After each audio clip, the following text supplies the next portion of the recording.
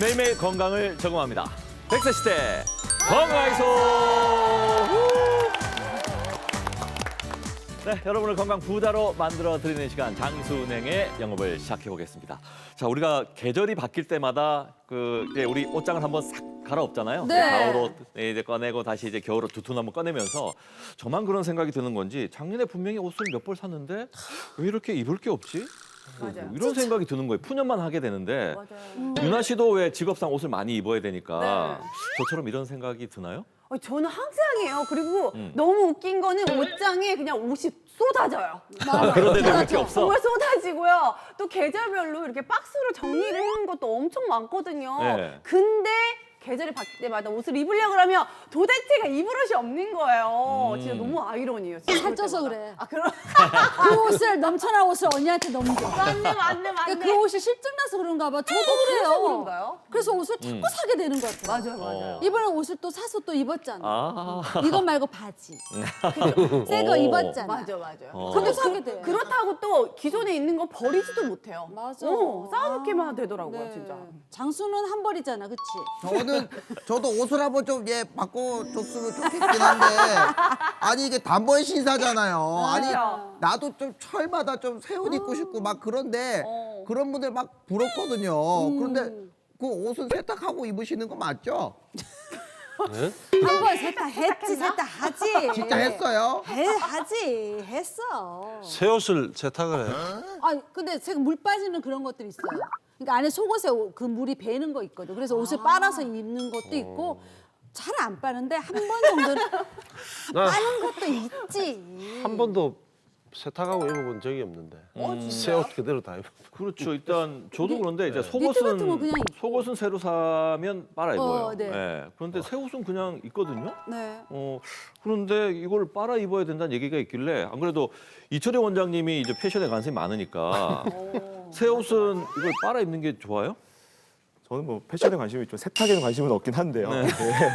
보통 이제 이 속옷들은 이렇게 다 빨아 입으시잖아요. 예. 근데 옷을 새로 사면은 기분이 좋으니까 빨긴 보통 빨아 입다는 생각보다는 빨리 입어야지라는 생각을 많이 맞아요. 하죠. 그러다 보니까 아무래도 이 옷 같은 거는 피부랑 가장 바로 닿는 바로 닿으면 기 때문에 네. 피부에 문제가 이제 생길 수가 있는데요. 대표적인 이제 물질이 안 좋은 물질 중에 하나가 그 포름알데하이드랑 네. 그 아주아닐린이라는 물질이 있는데요. 포름알데하이드는 이게 방부제 역할을 하거든요. 또 옷에 뭐 곰팡이 이런 것들이 생기지 않도록 네. 그리고 이제 잘 구겨지지 않도록 하는 물질들인데 뭐 이런 물질 그리고 그 염료에 해당되는 그 아주아닐린이라는 물질이 있는데 이 물질도 두 가지 물질 이런 여러 가지 화학 물질들이 이제 예. 피부에 닿게 되면은 가려움증이나 혹은 뭐 질병들을 유발할 수가 있기 때문에 반드시 한 번 정도 세탁을 하고 입으시는 게 좋을 것 같습니다. 그래서 아주 안 어울리는구나. 아주 안 좋아. 아니 그 얘기를 들었어요. 그 청바지는 꼭 빨아 입는 게 좋다. 그게 아마 색깔이 들어가서 그런가? 그렇죠. 네, 맞습니다. 이제 우리 새로 산 청바지 입었을 때 뭐 조금 가렵거나 그런 경험이 뭐 없는 분도 있을 거고 있는 분도 있을 거고요. 네, 청바지를 이제 탈색하는 과정에서 차아 염소산 소다가 쓰이기 때문에 그 성분이 피부에 좀 자극을 좀 가렵게 한다고 하더라고요. 그래서 뭐 청바지뿐만이 아니라 다른 옷도 새로 사면은 이제 옷을 가공하고 염색, 탈색할 때 유해 성분들이 쓰이기 때문에 한번 빨아가지고 그런 걸 좀 제거하고 입어주는 게 좋고요. 특히 따뜻한 물로 세탁을 하면 그런 것들이 제거가 더 잘 된다고 하니까 이 부분도 좀 참조해 주시면 좋고요. 알겠습니다. 그러니까 새 옷이라도 포름알데히드 그리고 아주아닐린 아주아닐린. 이런 이제 아주아닐린. 성분들이 있다 그러니까 이건 이제 세탁 과정을 거쳐서 네. 제거를 해서 입으시는 게 좋다 그럽니다. 이 실천하기가 쉽지 않을 것 같은데 이거 이제 들으셨으니까 맞아요. 새 옷 살 때마다 좀 부지런히 미리 좀 구매를 하셔야 되겠죠. 네. 시간도 벌어야 될 것이고 실천해 보시기 바랍니다. 자, 이번에 이어지는 순서는 이주의 픽닉. 자, 이건 제가 개인적으로도 소개해드리고 싶은데 이런 추운 겨울날 요거 따뜻하게 이제 차로 우려 먹으면 정말 좋거든요. 보약 같은 거예요. 궁금하시죠? 화면으로 만나보시죠. 감기로 고통받는 호흡기를 위한 보약, 바로 면역력 대장인 생강인데요. 몸을 따뜻하게 해주는 데 그만이라 겨울철 건강지킴이로 불립니다. 알싸한 맛과 향이 일품인 생강은 설탕을 넣어 생강청을 만들면 좋은데요. 한술 크게 떠 따뜻한 차로 마시면 감기 걱정 끝! 달콤 쫀득한 젤리로 즐겨도 좋습니다. 올겨울 영양 만점 생강으로 우리 가족 따뜻한 겨울나기는 어떠세요? 자꾸만 생각나는 생강을 이주의 핑미로 선정합니다. 네, 이어서 장수 토크의 주제 장수국장으로 만나보시죠. 장수극장 막을 올려. 아, 벌써 2023년도 1년이 다 지나갔네. 아유, 나이 한 살 먹는 거 너무 지긋지긋해. 수임 씨 어때? 내 앞에서 그런 얘기 하기예요? 짜증나 진짜. 아, 나이 먹는 거 싫어. 근데 오늘 송년회요. 이거 뭐 하는 거예요? 뭐 이렇게 장기자랑 노래 이런 거 준비해야 되는 건가? 사장님 힘내세요. 뭐야? 한잔하면서 먹고 죽는 거야. 아 네, 진짜요? 그게 송년회지. 그러면 술만 마셔요? 술 못 마시는데? 마시면 늘어. 이게 돼 알겠어요. 있어. 아, 그나저나 이 우리 쪼잔한 염사장님 왜 안 오는 거야? 오늘 왠지 송년회 때 N분의 1 할 것 같아. N분의 1 할 것 같아. 아, 미치겠어, 미치겠어. 우리 지금 왜 오실 거야? 왜 오실 거야? 사장님!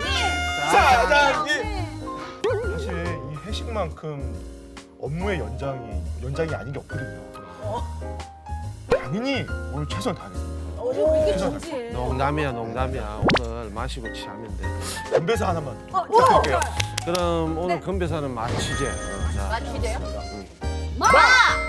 마시고 취하는 게 제일이다.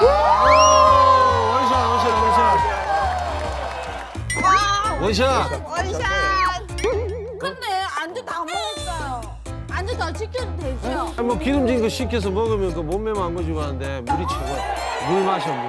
누가 사장님 우리 내일 우리 저기 저 내일 토요일인데. 버리고 그래 또 마셔. 자, 그래 또 마시자. 그럼 자 또 마치지. 마치제.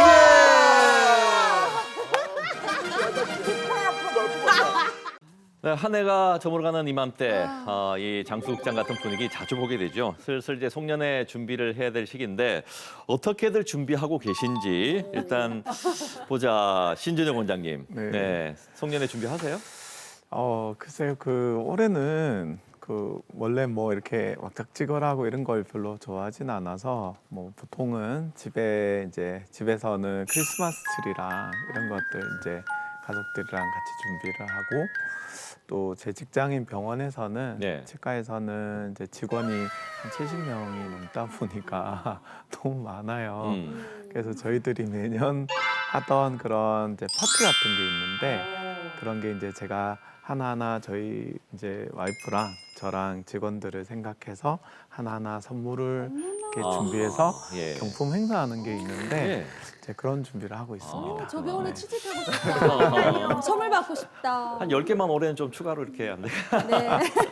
알겠습니다. 아, 바쁘시는구나. 그러면 이철희 원장님은 뭐 장수국장 그대로라고 생각하면 될까요? 어떻게 보내세요? 사실 뭐 송년회는 사실 마음의 준비가 필요하죠. 마음의 준비 가장 필요하고 어차피 피할 수가 없거든요. 송년회 많은 송년회들 피할 수가 없으면 저는 좀 즐겨야 된다고 생각을 하고요. 다만 이제 좀 준비를 한다면 저는 이제 이 체력과 이 효율성을 되게 중요히 생각합니다. 예. 왜냐하면은 송년회를 잘해야 또 신년회도 있거든요. 그래서 송년회를 통해서 이제 오랫동안 이제 또 재밌게 하려면은 체력이 좀 받쳐져야 되기 때문에 아침 일찍 운동을 하고 또 간이 이게 회복되는 시간이 좀 필요하거든요. 그렇기 때문에 효율적으로 이 잘 배분을 해서 송년회를 잘 치러야 네. 예. 오늘 마지막인 송년회처럼 하면은 내년에 송년회가 없거든요. 맞아. 그래서 항상 그 건강과 이 주변 사람들 같이 챙기는 그런 송년회가 되려고 항상 맞아. 준비를 하고 있습니다. 그러니까 준비만 하시는 거죠. 스케치북 보니까 다 술이더라고요. 매일 술. 그만큼 잘 술자리가 많은 건데 진짜 송년회 하면 이꼬르 술. 맞아요. 우리나라는 좀 그런 것 같아요. 네. 다른 나라가 궁금해요. 다른 나라는 다른 나라? 송년회, 막년회 이런 걸 어떻게 보내는지 저는 궁금해요. 네. 일단 한국의 회식이라고 하면 네. 뭐 다 참석이죠. 모두가 참석하는 게 기본이고 그다음에 이렇게 친밀한 유대 관계를 형성하는 데는 정말 유리합니다. 자, 그런데 개인의 존중은 없습니다. 다 아시다시피. 네, 그런데 이러한 문화가 베트남이나 중국 같은 나라에서도 거의 비슷하다고 합니다. 네, 베트남에서는 술자리에서 이 자기가 쓰던 젓가락의 뒷부분을 사용해서 맛있는 음식을 옆에다가 좀 계속 줘야 되는 또 그런 문화가 있고요. 예. 또 회식 끝나고 나면 또 노래방을 갑니다. 네. 네. 그런 문화가 있다고 하고 그리고 이제 중국에서는 술자리에서 항상 상사한테 한 번쯤은 술을 권해야 한다고 하고요. 네, 그 권한 술을 받은 사람은 꼭 원샷. 원샷 네. 해야 된다. 네, 저희도 하지만 그 원샷 아, 네, 해야 되는 문화가 있다고 합니다. 비슷하네. 네. 네, 그리고 뭐 서구권, 그 뭐 미국, 캐나다, 유럽 같은 경우는 뭐 회식 문화가 특별한 회식 문화가 없고요. 우리가 뭐 스탠딩 파티 같은 것처럼 있다고는 하지만 뭐 꼭 참석해야 되는 건 아니라고 합니다. 저도 요즘 송년회 하자고 연락이 많이 오긴 하는데 네. 확실히 제가 30대 한 중반부터 술 마시다 보니까 30대 때 송년회 하는 거, 40대, 50대 이렇게 틀린 것 같아요. 네. 술이 많이 약해지는 것 같은데 40대 후반부터는 한 번씩 회식 한 번씩 하게 되면은 필름이 끊겨요. 그러면 다음 날 이 술을 왜 먹지 미쳤나 하는 그런 생각이 들어요. 그러다 보면 건강이 걱정이 되더라고요.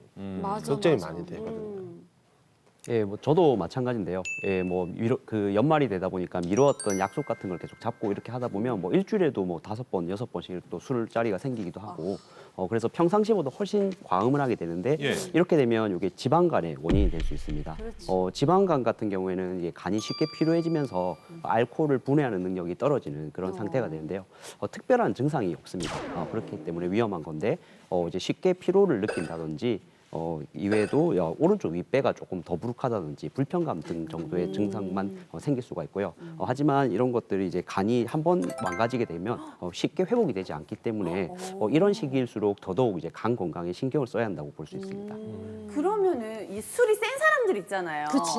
이 사람들은 간이 조금 튼튼하다고 말을 할 수가 있는 건가요? 태어날 때부터. 어. 보통 이제 그렇게 생각하는 경우도 많이 있는데 뭐 술이 세다, 잘 안 취한다, 간이 튼튼하다 이제 그렇게 생각할 수도 있는데 네. 뭐 크게 연관상은 없다고 합니다. 크게 연관상은 없고 술이 잘 안 취하는 분들은 알코올을 분해하는 효소들이 그냥 잘 분비될 뿐이고 네. 그런 게 잘 분비된다고 또 간이 건강한 건 아니고요. 간이 손상되는 거는 알코올 섭취 절대량과 비례하기 때문에 술이 잘 안 취하는 분들도 내가는 이제 튼튼하니까 괜찮을 거야 그렇게 생각하지 마시고 좀 조심해가면서 좀 절제하면서 드시는 걸 좀 추천드립니다. 예, 간이 원래부터 튼튼한 건 아니군요. 술의 양과 절대적으로 비례한다. 효소의 차이다. 그럼 이제 그 술 마시면 이제 속이 뭐 버린다 이런 얘기를 하는데 허리가 아프다는 것도 있어요. 허리가 안 좋아진다는 얘기도 있어요. 허리가요? 음주를 많이 심하게 하면. 그래요? 예, 좀 억지스럽기도 한데 이게 무슨 사실이에요 이게? 술을 많이 섭취하게 되면은 이걸 이제 분해를 해야 되잖아요. 네. 분해하는 데 있어서 단백질이나 이제 수분이 많이 소모가 되게 됩니다. 이런 것들이 보통 이제 근육이나 인대에서 나오기 때문에 예. 아무래도 근육 인대가 약해지면서 허리 통증이 생길 수가 있고요. 사실 우리나라 사람들이 더 문제는 사실 술 자체보다도 원래 술 자리거든요. 이 술도 물론 이 술이 분해되면서 아세트알데하이드 같은 그런 물질들이 분비되면서 네. 이 척추나 이 관절로 가는 그런 그 혈액순환을 좀 막거나 영양분을 좀 차단하는 역할도 하지만 문제는 사실 술 자리입니다. 오랫동안 이제 바닥에 앉아 있거나 오랫동안 앉아 있기 때문에 사실 예. 체력적으로도 조금 뭐 물론 힘들기도 하지만 허리에 엄청 불편할 수가 있거든요. 네. 따라서 되도록이면은 이렇게 테이블 있는 데서 적당량을 짧고 굵게 마시는 게 어떻게 보면은 허리 건강을 유지하는 데 도움이 되지 않을까 생각됩니다. 송년회에서 술을 먹을 때 보통 그러면 제가 한번 말아보겠습니다. 뭐 이거 있잖아요. 맥주잔에다가 소주 어느 정도 붓고 소주 붓고 맥주 붓고 막 너무 이러잖아요. 자연스러운데. 폭탄주. 저는 그거 잘 못 먹겠더라고요. 근데 이 폭탄주. 맥주만 먹기엔 심심하고 소주만 먹기엔 좀 세다 이래서 폭탄주 마시는데 폭탄주가 그렇게 안 좋다고 그러더라고요. 안 어때요? 좋겠죠? 예. 네, 이 소맥이 폭탄주라고 불리듯이 예.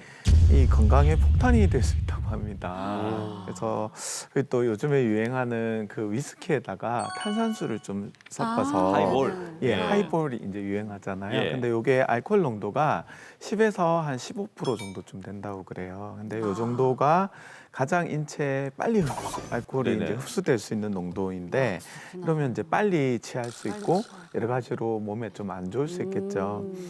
그리고 이제 희석주 같은 경우에는 쓴맛이 약해서 저처럼 술을 잘 못 먹는 사람들이 그나마 조금 이렇게 넘길 수 있는 그런 술이긴 되는데 또 아무래도 그러다 보니까 빠르게 먹게 되고 또 그러면 또 이 혈중 알코올 농도가 또 증가가 되면서 금방 취해서 심한 숙취를 일으킬 수 있다고 합니다. 네, 우리가 술을 잘 마신다는 거에 의미를 좀 생각을 해보면 술을 잘 마시는 거는 숙취가 그만큼 작다는 건데 숙취를 일으키는 아세트알데하이드라는 그런 이제 물질을 우리 몸에서 분해를 잘한다는 의미이기도 합니다. 예. 이 만성 음주자인 경우에는 뭐 이제 아세트알데하이드를 좀 분해하는 분해 효소뿐만 아니고 시토크롬, 비대해진 시토크롬과 같은 효소들이 또 가동하게 되는데요. 이거는 이제 알코올을 분해하기는 하지만 또 어떻게 보면 간에 손상을 줄 수 있는 활성산소를 증가시키기 때문에 아하. 또 좋지가 않고요. 이렇게 이제 우리가 갑자기 주량이 늘 때가 있지 않습니까? 네, 이런 송년회 이런 시기에 그러면 좋다고 생각할 것이 아니고 이거는 우리 간이 망가지고 있다는 그렇지. 적신호라고 무섭다. 받아들이셔야 합니다. 아하. 다들 그런 경험 있으실 것 같은데 아침에 술 마시고 다음날 아침에 일어났는데 내가 집에 어떻게 왔지? 그래. 여기 왜 누워 있지? 하는 그런 느낌도 한 번씩 받아보셨을 텐데 뭐 때문에 그런 현상이 나오는 거예요? 이 집은 잘 찾아오는데 아무런 그렇지. 기억이 없어요. 귀가 본능 이러잖아요. 취중 뭐 진담 이러면서. 남의 집 안 가서 다행이다. 그러니까. 기소 본능. 예, 술을 좀 뭐 많이 드시는 분들이 이렇게 지나치게 과음하시다 보면 한 번씩 그 필름이 끊기는 걸 많이 경험해 보실 텐데요. 네. 이것은 이제 술에 취해서 일정 시간 동안 기억을 잃는 이런 것들을 이제 블랙아웃이라고 부릅니다. 이것은 이제 술을 이제 갑자기 먹게 되면 급격하게 이제 알코올 농도가 올라가면서 뇌가 준비하는 그런 기억을 저장하는 준비하는 시간을 주지 않기 때문에 생기는 건데요. 특히나 공복 상태일 때 더 많이 생길 수가 있습니다. 그런데 이런 것들이 계속 반복을 하게 되면 이게 알코올성 치매로까지 이어질 수 있기 때문에 특히 주의를 요하는 상황이고요. 예. 근데 기억을 잃었고 이렇게 만취 상태임에도 불구하고 어떻게 집에 갈 수가 있느냐? 이제 과음으로 이제 잃어버리는 기억 같은 경우에는 새롭게 이제 저장된 단기 기억이기 때문에 예. 그렇지만 이제 이미 뇌에 기억이 되어 있는 장기 기억은 술을 통해서 삭제가 되지 않기 때문에 집으로 그런 잘 거예요? 찾아가실 수 있는 겁니다. 아, 네. 저도 와이프가 무서워서 집에 찾아가나 그래서 알겠습니다. 저는 이제 술을 마신다고 이제 막 마셔요. 이제 일단 그때는 막 술 기운에 잘 몰라. 근데 아침에 일어나면 너무 괴롭잖아요. 숙취가 너무 힘든 거예요. 괴롭고 혹시 이걸 좀 잘 달랠 수 있는 묘안이 없을까요? 숙취 해소를 할 때는 이제 남자분들 그냥 이제 짬뽕, 라면 그런 걸로 많이 하시고 맞아. 네네네. 요새는 또 이제 기름진 뭐 햄버거, 피자 그런 걸로 네. 또 해장을 많이 한다고 하더라고요.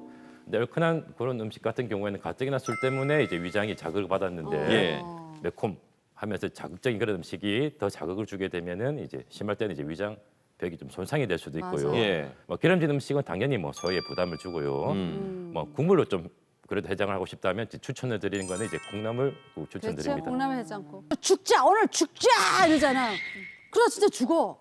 그럼 장례식장에서 어떻게 돌아가셨습니까? 예, 술 먹다 죽었습니다. 이거 얼마나 슬픈 거예요. 적당히 드셔야 됩니다. 맞아요. 근데 이 적당이라는 게 어떤 게 적당인지 이 양을 가늠할 수가 없어 진짜. 술을 먹는다고. 그러니까요. 오늘 또 하필 또 건강하게 회식도 있잖아요. 그래서 적당한 양에 제가 알려드릴게요. 네. 보통 세계 보건기구에서는 남자 같은 경우는 소주 4잔 한 40g 정도고요. 네. 여자분 같은 경우는 보통 소주잔 2잔으로 한 20g 정도인데 이 정도로 이제 권장을 하고 있는데요. 근데 대부분들은 사실 권장량만큼 드시지 않죠. 권장을 보통 무시하죠. 그쵸. 예. 소주잔이 아니라 맥주잔으로 드시니까 아무래도 맞아. 그게 사실 더 현실적이라고 볼 수가 있는데요. 이 간이 암만 건강해도 이걸 해독하는 데는 좀 시간이 걸리거든요. 맞아요. 보통 암만 건강해도 한 72시간 정도 걸린다고 하니까 보통 한 3일 정도는 좀 텀을 그래, 두고 드시는 맞아요. 게 그나마 간을 좀 보호할 수 있는 방법이 아닐까 생각합니다.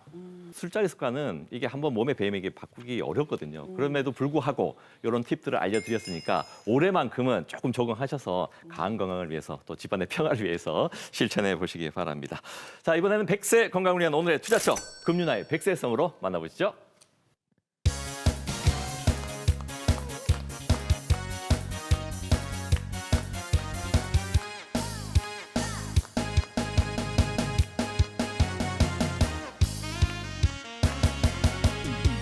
찰랑찰랑 찰랑대네 위에 담긴 음식물들이 그 모습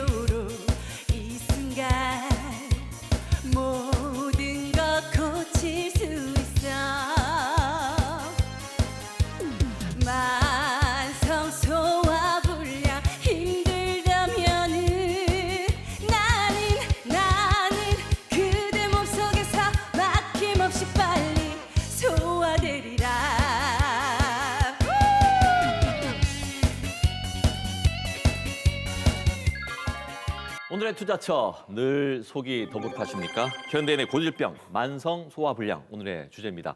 아마 이 주제 듣고 이건 내 얘긴데 하실 분들이 많이 계실 거예요. 맞아요.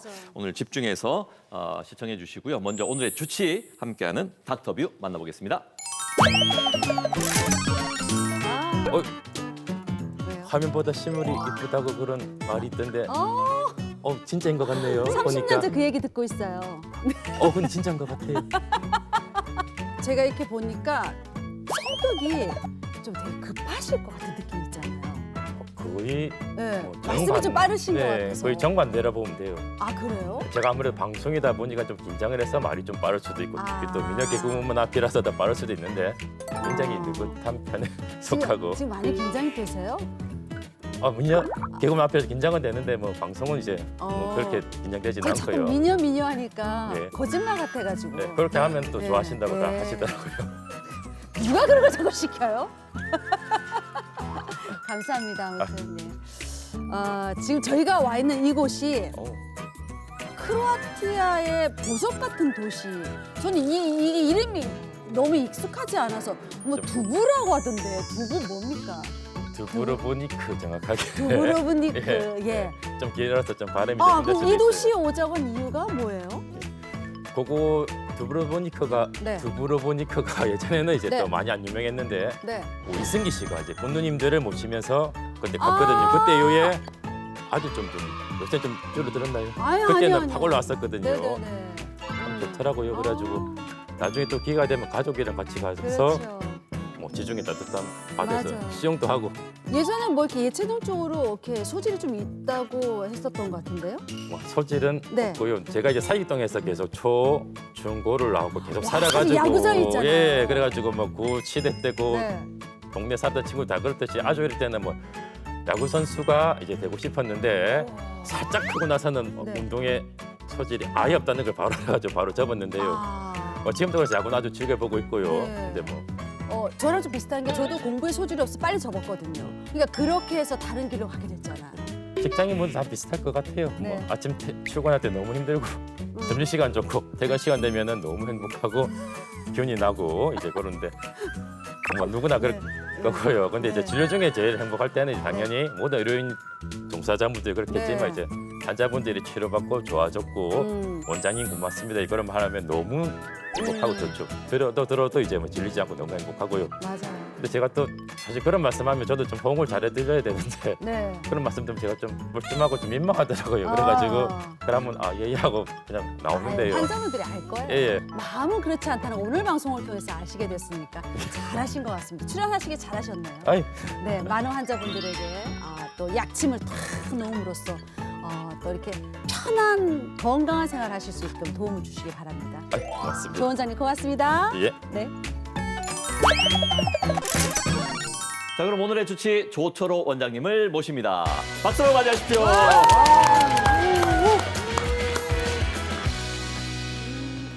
네, 여러분은 인생의 낙이 무엇입니까? 라는 질문을 했을 때 나는 먹는 게 제일 행복해. 이런 분들이 많이 계시거든요.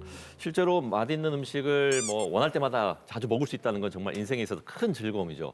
그런데 이런 즐거워야 할 식사가 오히려 괴로운 분들, 이런 분들이 원장님을 많이 찾아온다면서요? 제가 이렇게 소화불량 이렇게 만성 소화불량 말씀드리면 나도 그렇다는 분도 사실 많이 계실 거예요. 네. 남자분들 좀 덜할 수도 있는데 여성분들이 이제 더 많을 거고요. 근데 또 사실 강도가 또 차이가 좀 많이 나요. 또 난 친구보다 좀 소화가 안 되는데 뭐 또 먹으면 또 그럭저럭 지내고 네. 한 번씩 취하는데 뭐 소화제도 먹으면 잘 내려가고 이제 뭐 그런 분들 물론 뭐 심하게 안 좋지만 저는 워낙 또 심한 분들 위주로 많이 보다 보니까 네. 그 정도면은 막 많이 심한 건 아니고요. 정말 심한 분들이 많이 계십니다. 그래서 뭐 좀 덜한 분도 심한 분도 다 같이 뭐 치료 물론 받아야 되겠지만 강도가 심한 분들은 치료를 좀 꼭 빨리 받으시는 게 좋습니다. 예. 네. 저도 가끔 조금 소화가 안 될 때가 자주 있거든요. 그게 일반적인 그런 소화 안 되는 거랑 지금 말씀하시는 만성 소화불량 이게 어떻게 좀 다른 건가요? 이게 만성 소화불량은 증상이 도대체 어떤 거예요? 뭐 말 그대로 이제 만성으로 오는 거죠. 뭐 소화가 안 되면 기본적으로 뭐 식후에 더부룩, 뭐 답답하다, 팽만감, 가스 찬다 이런 거 기본적으로 다 느낄 거고 뭐 소화가 잘 되는 분들도 한 번씩 뭐 체한 경험은 있을 거예요. 근데 만성 소화불량 환자분들은 그런 체한 느낌을 뭐 계속 뭐 수시로 그렇게 느낀다 보면 돼요. 예, 예. 계속 이제 괴로운 거죠. 그런 거고. 제일 이제 그래 비율적으로 많은 게 이제 복부 쪽 안 좋은 불편감 그런 느낌을 제일 많이 호소하시지만 그런 게 좀 심하게 올 때는 전신 증상으로도 좀 나타나는 경우가 있어요. 네. 두통, 어지럼, 눈이 무거움 같은 이제 머리 쪽 증상. 네네. 그다음에 뭐 등이 불편할 수도 있고요. 그다음에 뭐 손이 저리다거나 아. 손발이 차다거나 뭐 컨디션 떨어진다 그런 식으로 전신 증상으로 나타나는 경우도 가끔씩 있는데 이건 좀 네네. 세게 온 거기 때문에 좀 빨리빨리 좀 치료하는 게 좋죠. 맞아요. 그러니까 우리가 고구마를 먹는다 생각했을 때 고구마만 안 먹거든요. 고구마 봐봐. 이렇게 먹는 사람 없어요. 고구마 항상 동치미 국물 아니면 꽉 막혀 있는 느낌이 드니까 사이다 한 잔 쭉 마셔주면 이러면 쫙 내려가잖아요. 맞아요. 이렇게 먹으면 확 내려가야 되는데 소화불량이라는 건 뭔가 어딘가 막혀 있다는 거잖아. 이 만성 소화불량 이거 어떻게 표현해야 될까요? 네, 말 그대로 이제 막힌 느낌이고요. 이제 만성 소화불량을 설명하려면 소화가 어떤 기준으로 이루어지는지를 먼저 설명을 드려야 되고요. 네네. 먼저 우리가 이제 여기 입이 있고 여기 윗배가 이제 위장이 있는 부분이고 네네. 입부터 위장까지 그냥 식도가 그냥 길이에요. 그다음에 이제 네네. 아랫배 장이 있고 네. 그래서 식사하게 되면 음식물들이 입부터 식도를 거쳐서 위장, 대장, 변까지 적당한 시간 안에 잘 통과가 되고 잘 내려가면은 뭐 당연히 속도 뭐 편하고 문제가 편하죠. 없겠죠. 네. 네네. 자, 다시 말씀드리면 이제 식사하게 되면 음식물들이 식도를 통해서 오고 요 위장은 이제 원래 비어 있는 주머니예요. 네. 근데 이제 음식물이 들으면 차게 되겠죠. 맞아요. 위장이 가만히 있는 게 아니라 얘들을 처리해주기 위해서 움직이죠. 열심히 운동하고 기능을 합니다. 그렇게 되면은 차 있는 것들이 적당히 처리돼서 내려가면서 이제 그렇지. 점점 비면서 빈속이 되고 이럴 때면 이제 빈속 공복이고 네. 또 배가 고프면 이제 또 차고 또 이렇게 열심히 해가지고 또 비워주고 이렇게 찼다 비었다가 적당한 시간에 반복이 되면은 뭐 소화가 잘 된 분, 건강한 분이고요. 그러려면은 이제 음식물이 들어왔을 때 이게 잘 돼야 돼요. 그래서 맞아요. 만성 소화불량 환자분들 같은 경우에는 예. 이게 좀 느린 느려. 상태라고 네. 보면 돼요. 그래서 이제 만성 소화불량을 치료한다는 거는 요거 이제 요걸 다시 회복시켜주는 그런 과정입니다. 물론 뭐 소화 과정이 더 복잡하고 한데 그래도 최대한 이제 간단하게 말씀드리면 이제 요런 거라고 보면 됩니다. 네. 보통 보면은 좀 과식을 하면은 이 위에 꽉 차는 느낌이 오는데 평상시대로 먹어서는 뭐 별로 그런 느낌은 없어요. 그런데 누구나 소화 잘 안 된다는 느낌은 누구나 받는 것 같아요. 맞아 근데 맞아. 특히 이제 세대별로 뭐 어린이부터 해서 이렇게 쭉 있지만은 어떤 세대 어떤 부분이 좀 이렇게 소화에 대한 그 걱정을 좀 해야 될까요? 맞아 신경을 더 써야 될 나이. 당연히 뭐 세대 그런 거 관계없이 네. 소화가 안 되면 치료를 받아야 되겠죠. 근데 그 중에서도 더 좀 신경을 쓰고 조심해야 될 분들이 이제 어르신들, 노인분들, 이제 어린아이들이죠. 어린아이. 어르신들은 이제 몸이 약해진 상태죠. 그렇기 때문에 음식물을 통한 영양분의 흡수가 꼭 이제 필요하신 분들입니다. 근데 소화가 안 되면은 이제 그런 것들이 좀 영양분 흡수가 안 되겠죠. 그게 맞아요. 잠시가 아니라 만성으로 누적이 되면은 이제 어르신들 건강에도 이제 많이 영향을 끼치게 되고요. 그렇기 때문에 어르신들 같은 경우 소화가 좀 안 된다 좀 만성으로 간다 싶으면은 좀 빨리 치료받는 것을 이제 추천드리고요. 또 어린 아이들 같은 경우도 뭐 장기가 미성숙한 상태이기 때문에 소화가 좀 잘 안 되기도 해요. 근데 예. 어린 아이들 같은 경우에는 그 영양분 흡수를 통해서 성장과 이제 밀접한 관계가 있기 때문에 예, 좀 빨리빨리 좀 치료해가지고 소화 잘 되게 영양 흡수 잘 되게 만들어서 성장이 좀 중요한 시기에 좀 놓치지 않게 하는 것이 중요합니다. 아이들은 소화 안 된다는 표현을 못하고 배가 아프다 그러죠. 그렇죠. 배 아프다 아프다고 그러잖아요. 그냥 그렇게만 말을 하는데 빨리 치료를 받아야 되겠네요. 근데 제가 사실 이렇게 밥 먹고 누우면 너무 좋더라고요. 좋아? 아, 그러다 보니까는 조금 소화 불량의 증상이 생기는 것 같은데 그게 역류성 식도염으로 이렇게 연결이 될 수가 있는 건가요? 되지. 저도 밥 먹고 눕는 거 좋아하는데요. 그래요? 예, 좋은 뭐 점에 대부분 치료 다 받으셔야 그렇듯이 돼요. 저도 잘 눕습니다. 근데 뭐 저 어릴 때만 해도 사실 이제 역류성 식도염 증상이라는 거 많이 들어보지는 못했는데 요새는 맞아, 뭐 맞아. 주변에서도 많이 들리고 네. 그만큼 좀 흔해졌다고 이제 볼 수 있고요. 네. 소화불량하고 역류성 식도염 아주 이제 밀접한 관계가 있죠.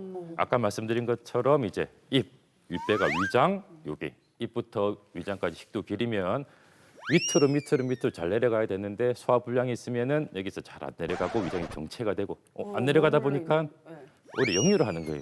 어느 쪽으로? 여기 식도 쪽으로. 위로 못 내려가니까. 그래서 역류성 식도염이고요. 네. 역류가 뭐가 역류하냐면은 위장 내부에 이제 내용물들이 역류하는데 보통 이제 위산이 역류래요. 아, 이제 위산은 산성이고 산성이 요 식도 내부를 자극하면은 산이 자극하니까 막 쓰리고 막 좀 따갑고 그런 느낌이 들고요. 특히 목 쪽, 인후도 쪽, 식도 쪽은 그래 산에 자극받으면 이제 부어요. 이제 그 느낌이 뭐 가리낀 것 같은 이물감이 인후감이 있다 이제 그렇게 느껴진다. 하는데 실제로 뭐 낀 건 아니고 부어 있는 거라 보면 돼요. 그래서 불편은 이제 식도 쪽에서 느끼지만 실제로 이제 위장 쪽에서 문제가 생겨서 올라와서 여기 괴롭히는 거라 보면 되고요. 예. 식도 치료해봤자 또 올라서 건드리면 어차피 똑같기 때문에 위장이 치료돼야 되고 아까 이제 소화불량 연결된 거는 좀 적당히 내려가게 하면 이제 안 올라오니까 보통 이제 소화불량이나 식도염 같이 오는 분도 많이 계신데 소화불량 해소시켜주면 그런 분들은 이제 식도염도 많이 좋아지고요. 근데 또 소화불량이 없이 또 식도염으로 오는 분도 꽤 계세요. 그런 분들은 이제 위장의 위산 분비 능력에 이제 문제가 생겼고 이제 그런 분들 이제 그쪽으로 또 치료가 진행이 돼야 되고요. 이게 좀 속이 편안하면 기분도 좋아지고 이제 하루가 행복해지잖아요. 근데 이제 맨날 뭐 하루에 3끼 밥은 먹어야 되는데 밥상만 받아들면 이제 걱정이 앞서는 그런 환자분을 한번 소개해 드릴 텐데 이분이 지금 이제 치료를 받고 다시 건강을 찾았다고 합니다. 어떻게 치료를 받으셨는지 화면으로 만나보시죠. 속이 더부룩하고 답답하신가요? 언제부턴가 음식 앞에서 주저하게 된 김영선 씨. 조금만 먹어도 속이 더부룩하고 체한 듯한 느낌 때문인데요. 답답한 속을 뚫어줄 속 시원한 해결법이 필요했습니다. 몇 달 된 것 같아요. 조금씩 이래 좀 답답하고 이랬는데도 그냥 막 사이다 같은 거 막 사가 먹고 음식 좀 조정하고 이랬는데 안 돼갖고 근데 뭘 못 먹지 그러니까 속이 답답하고 조금만 먹어도 여가 더부룩하고 배가 불러오는 것 같고 가스가 차니까 배가 막 이렇게 불러오는 것 같아. 소화 기능이 떨어지면서 음식물이 소화기관에 정체되다 보니 증상이 나타난 건데요. 소화 기능을 회복시키는 한방 치료로 최근엔 많이 좋아졌다고 합니다. 속이 이제 본격적으로 이제 불편하기 시작한 지는 한 2-3달 정도 된 상태에서 내원해 주셨는데요. 명치가 깝깝하고 뭐 식후에 더부룩하고 이제 그런 느낌으로 많이 불편하셨고 특히 가슴 쪽으로 이제 갑갑하다고 표현을 많이 주셨는데 뭐 가슴은 이제 거의 이제 명치하고 같은 부분, 명치는 위장이 있는 쪽이기 때문에 위장에서 이제 불편을 느꼈다고 이제 보시면 될 겁니다. 보통 이제 소화불량으로 한 2-3달이면 이제 전형적으로 이제 만성 소화불량으로 진행되려는 상태라고 보시면 됩니다. 만성으로 이제 진행되는 소화불량 환자 분이시기 때문에 뭐 단순히 증상만 해소되기보다는 근본적으로 소화기관의 이제 기능 회복시켜주는 이제 그런 치료가 이제 필요합니다. 우리 삶에서 빼놓을 수 없는 먹는 즐거움. 하지만 소화불량으로 이런 낙을 잃어버린 사람들이 많은데요. 일상생활에 큰 지장을 주지 않는다고 방치했다간 큰 병이 될 수 있어 주의해야 합니다. 복부와 손에 침 치료를 진행합니다. 굳어진 위장 근육을 풀어 위의 운동성을 회복시키는데요. 이는 노폐물 배출에도 좋아 원활한 혈액순환을 돕습니다. 지금 속이 많이 편해진 상태고요. 뭐 식후 답답한 느낌도 많이 해소됐고 뭐 식사도 지금은 편안하게 뭐 잘 드신다고 이제 그렇게 하시고요. 제가 이제 배 쪽 복진을 체크해 봤을 때도 명치 쪽에 이제 압통이 있었던 것도 많이 줄어든 상태고요.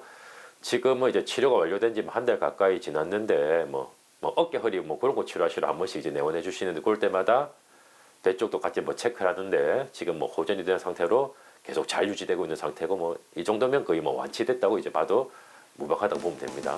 또 위장 기능 회복되고 소화기관 뭐 근본적으로 기능 회복되고 하면 그런 불편 없어지고 뭐 지금도 많이 개선된 상태라서 그래 뭐 이대로 뭐 유지하면 뭐 계속 편한 상태로 뭐 잘 유지될 거예요. 지금 많이 편안해지고 속 더부룩한 것도 좀 낫고 괜찮아요 지금은. 위장 기능 개선에 도움을 주는 한약도 꾸준히 마시고 있는데요. 여러 위장 질환 예방도 가능하다고 합니다. 덕분에 더부룩하고 불편한 일상으로부터 벗어나 속 편한 나날을 보내고 있습니다.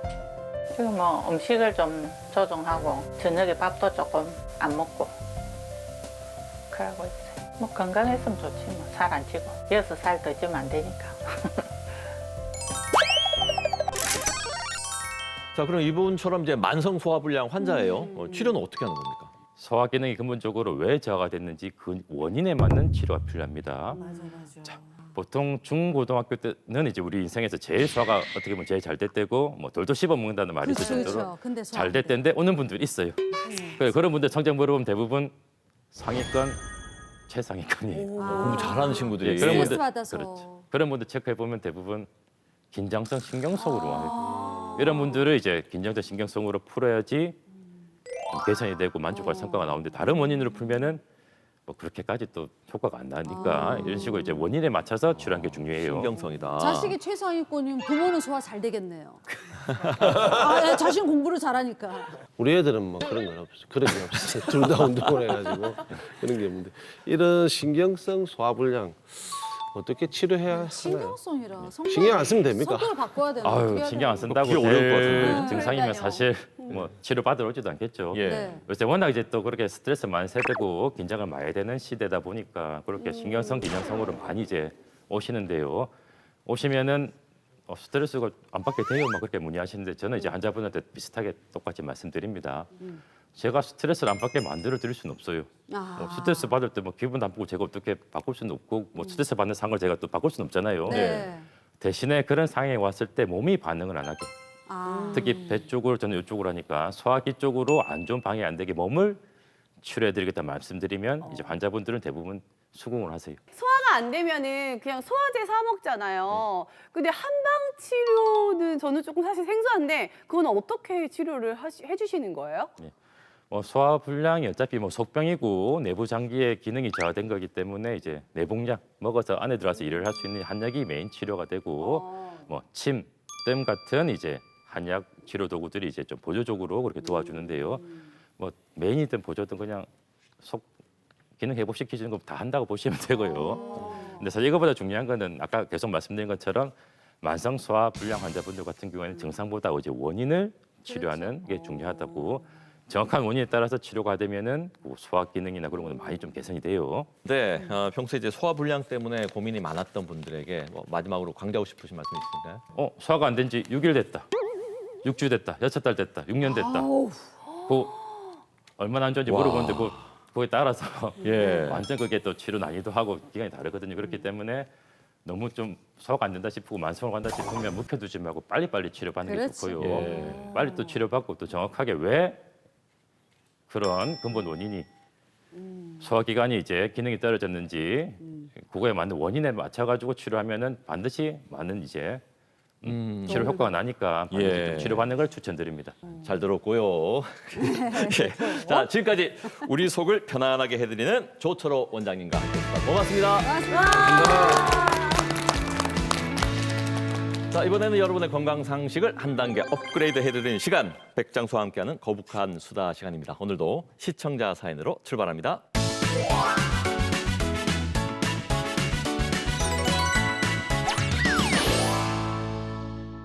안녕하세요. 저는 결혼을 한번 실패하고 지금 만나는 남친과 내년 봄에 재혼을 준비하고 있는 40대 여성입니다. 전 남편과는 성격 차이로 헤어졌는데요. 사실은 남편의 소소한 거짓말 때문에 제가 미칠 것 같아서 갈라섰죠. 지금 남친은 솔직한 모습에 반했는데요. 근데 이게 왜 말벼락일까요? 며칠 전 제가 그 사람이 일한다는 병원에 전화를 걸었는데 그를 찾았더니 여보세요? 네? 이동기 원장이요?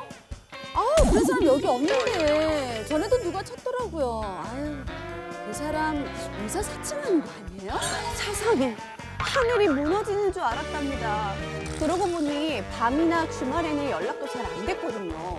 하나 위안이 되는 건 남자는 확실하다는 겁니다. 전 남편처럼 이 사람도 저한테 거짓말을 한 걸까요? 대체 다들 저한테 왜 이러는 건가요? 인간은 타고난 거짓말쟁이라는 말이 있더라고요. 주변에 보면 실제로 이렇게 막 밥 먹듯이 크고 작은 거짓말을 하는 사람들이 있긴 하던데 원장님들은 좀 어떤 편이신가요? 거짓말 좀 하시는지 궁금한데 아니면은 지금껏 했던 거짓말 중에 좀 가장 기억에 남는 건 뭐가 있을까요? 우리 신진영 원장님 거짓말 안 하실 것 같긴 한데. 뭐 저도 뭐 안 하진 않을 것 같긴 한데 네.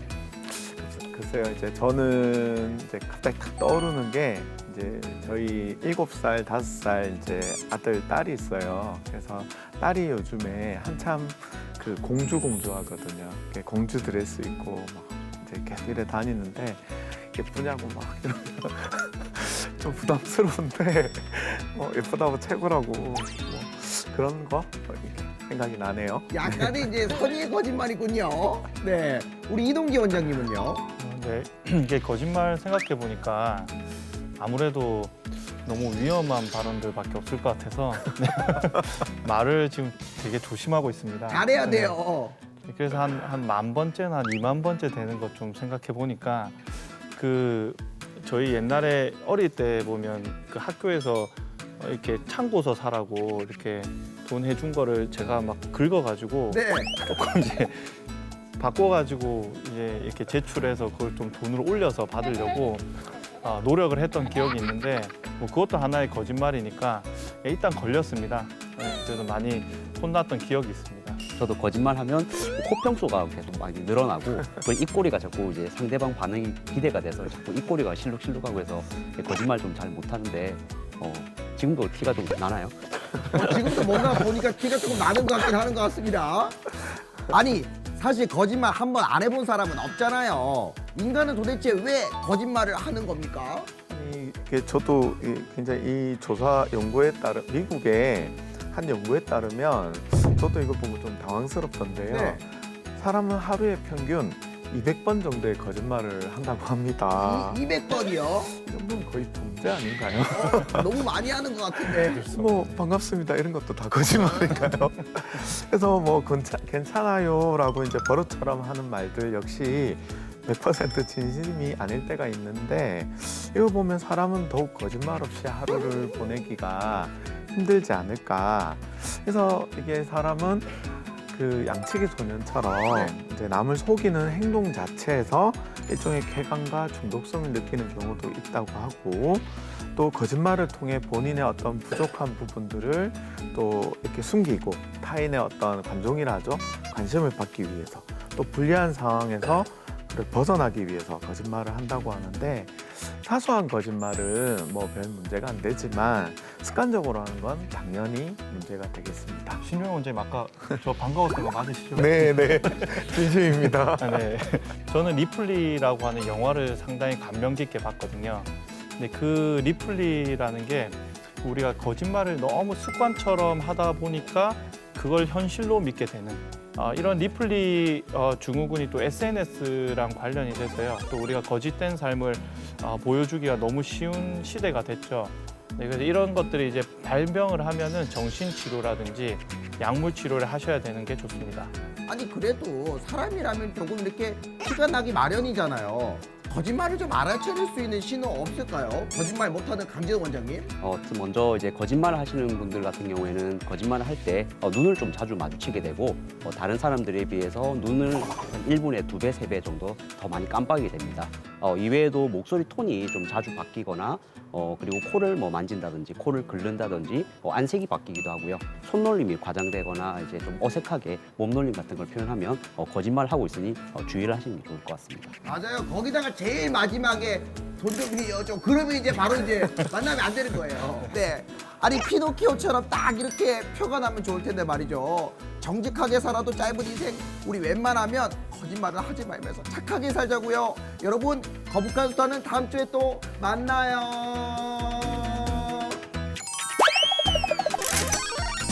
네, 이제 인사드릴 시간이 됐네요. 12월인데 12월을 우리말로 매듭달이라고 합니다. 예, 참 예쁘다. 예쁘죠 우리말이. 매듭을 예, 지어라. 맞아. 그러니까 한 해를 이렇게 매듭을 잘 지으라는 이런 뜻이니까 여러분도 이제 12월 얼마 남지 않았습니다만은 올해 1년 정리를 하시면서 잘 매듭 지어 보시길 바랍니다. 자, 저희는 다음 주 또 풍성하고 건강한 소식도 많이 챙겨서 다시 인사드리겠습니다. 그때까지 100세 시대 건강하이소.